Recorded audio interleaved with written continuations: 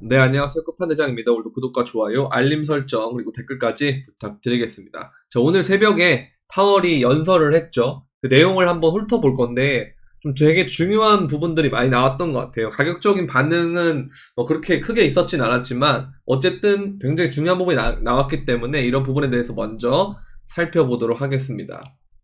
자, 이제 좀 되게 글이 많으실 텐데요. 이게 유튜브 이지피지님이 정리해주신 거를 제가 가져왔어요. 근데 너무 많죠. 근데 이걸 뭐 전문을 다 본다 이게 아니고 일단 전문을 나열을 한 다음에 주요한 부분들을 제가 또 따로 빼놨거든요. 그래서 이런 식의 연설을 했는데 이걸 다음 장을 넘어가면 이제 부정적인 것과 긍정적인 부분을 제가 나눠놨습니다. 그래서 여기서 보면 부정적인 것과 긍정적인 부분이 있는데 부정적인 것은 뭐냐면 연준이 원하는 방향성을 더 이상 가질 수 없게 됐고 팬데믹이 모든 것과 모든 정책 그리고 방향성을 돌려놨고 그리고 우리는 뉴 노멀에 맞는 경제를 위해서 최선을 다할 거다.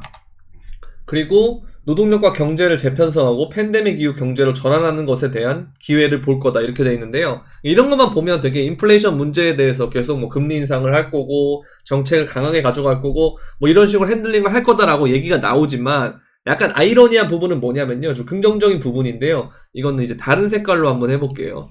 자, 보면은 이 외식업계도 매우 힘든 상황이다. 재택근무가 증가했다. 외식을 자제한다. 그래서 많이 문을 닫았고 경제가 예전 같지 않고 항상 파월이 무슨 말 했냐면요. 그동안 미국 경기는 튼튼하다. 미국 경제는 잘 버틸 거다. 뭐 이런 얘기를 계속 했었거든요. 그래서 우리의 금리 인상 정책을 해도 미국은 건강하기 때문에 잘 버틴다. 이 얘기인데 이렇게 지금 얘기한 것들에 대해서는 갑자기 이직률이 2배가 높아졌고 구하는 것보다 유지하는 게 어렵다. 그리고 기업들에게 대출 금리 인상이 아주 큰 타격이다. 금리 인상을 했다는 것에 대해서 타격이 오고 있다는 것을 언급을 하고 있다는 거예요. 그러면서 이제 규모를 줄이고 있고 임금이 크게 상승한 건 맞지만 인플레이션이 따라가지 못했다. 라고 분석을 하고 있고 그리고 유가, 식품, 처방약 등에 대해서도 민감하게 반응한다. 이런 얘기가 있는데 여기서 핵심이 뭐냐면요. 결국 경기 침체에 대한 얘기를 언급한 거예요.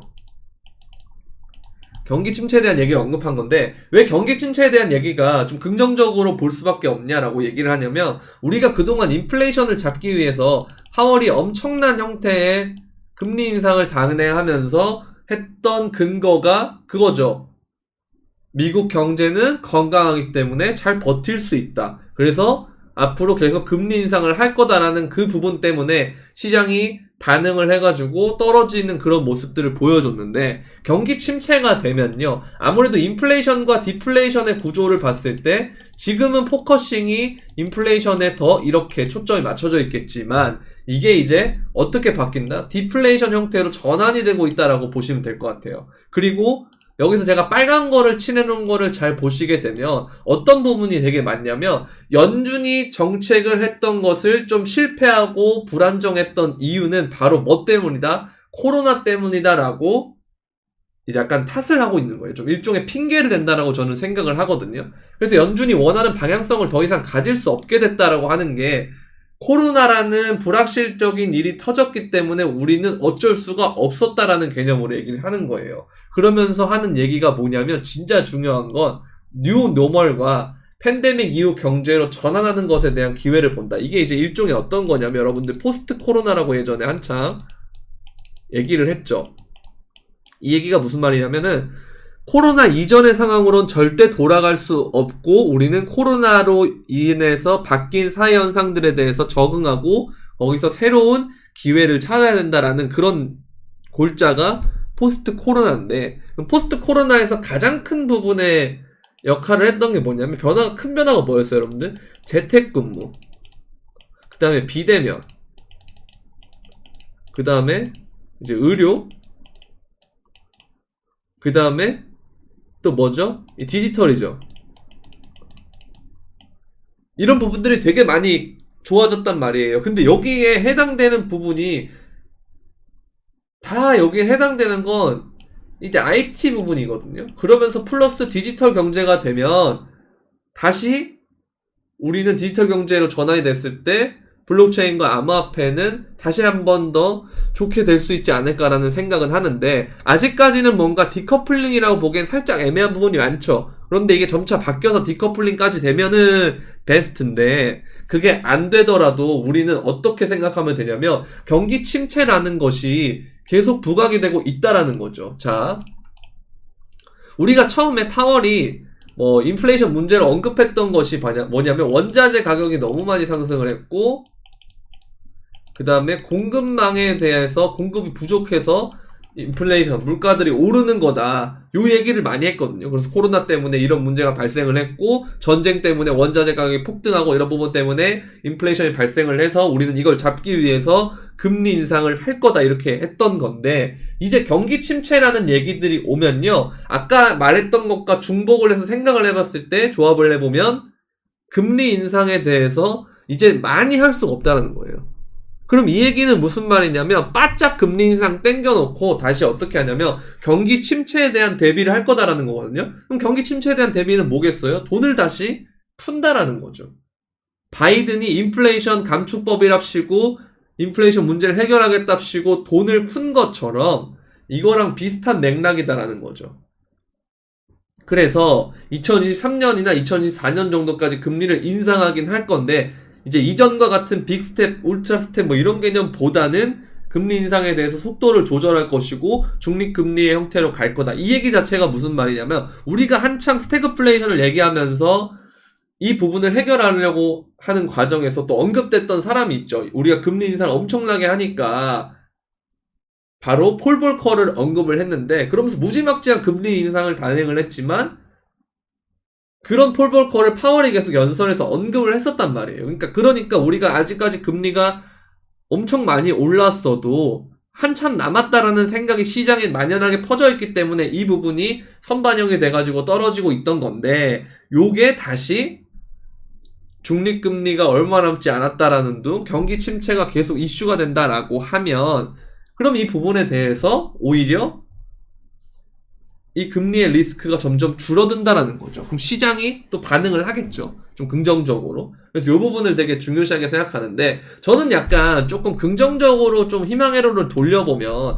디커플링까지도 나올 수가 있다라고 생각을 하거든요. 왜냐하면 경기 침체가 오게 되면 주식이나 이런 시장 같은 경우에는 당연히 가격이 떨어질 가능성이 높죠. 왜? 기업은 실적이 나지 않고 사람들은 소비를 하지 않기 때문에 돈을 진짜 웬만큼 풀어서는 이 부분이 해결이 되지 않을 수가 있거든요. 그래서 이 부분에 대해서 디지털 경제다, 그리고 화폐 부분, 환율 부분, 이제 보면은 통화 위기가 온다 그러잖아요. 지금 다음 장에 이게 있는데, 유로화와 파운드가 폭락을 해서 유럽의 통화 위기 공포가 부상이 되고 있다, 이렇게 하는데, 그러면서 미국의 경제 데이터 약세와 함께 달러 인덱스가 올 연말에 정점을 찍을 가능성이 있다, 이런 전망이 있죠. 그러면 이 침체에 대한 부분에서 뉴 노멀까지 생각을 하면, 포스트 코로나까지 생각을 하면 디지털 경제로 대전환하는 시기가 우리가 모르게 오고 있다라는 거죠. 그럼 여기에서 사실 가장 큰 수혜를 입는 건 뭐니 해도 사실 비트코인, 암호화폐, 블록체인이라는 거예요.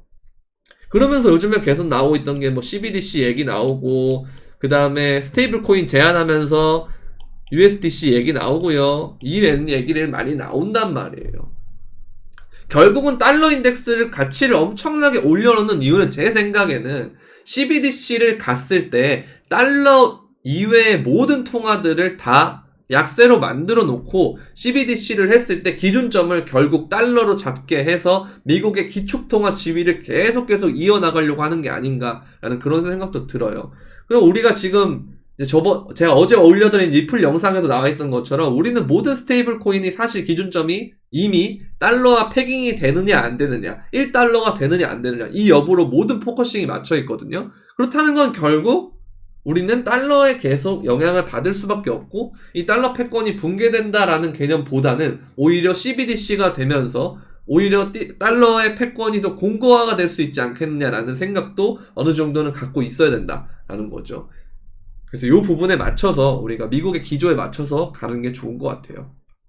자, 그러면서 이제 가격이 또 나와 있는데요. 달러 인덱스와 국채는 이 부분 때문에 엄청나게 올랐고, 금과 유가는 떨어지고 있죠. 그러니까 금이 원래는 우리가 안전자산이다라는 생각을 했었는데 오히려 지금 인플레이션 문제에 대해서 전혀 해결책을 보이지 못하고 있단 말이에요. 오히려 가격이 떨어지고 있고 얘는 어떻게 취급을 받고 있냐면 지금 원자재와 상품 시장 정도로 취급을 받고 있는 거예요. 그럼 유가도 계속 떨어지고 있고 금도 계속 떨어지고 있으면 결국은 우리가 인플레이션을 차지했을 때만 좀 핵심적인 부분이 원자재의 부분을 해결하고 있다라는 거죠. 이렇게 보시면 될 것 같고요. 그리고 나스닥도 많이 떨어지고 연설이 끝난 다음에 반등을 하고 있지만 그리고 장이 끝나긴 했는데요. 비트코인은 그 이후에 어쨌든 올라갔고 생각보다 선방을 하는 모습을 보이면서 이 움직임이 지속적으로 이어나갔을 경우 훨씬 더 긍정적으로 볼 수 있겠죠. 그리고 사실 인플레이션의 가장 큰 문제는요. 코로나도 아니고 원자재 상승도 아니고요.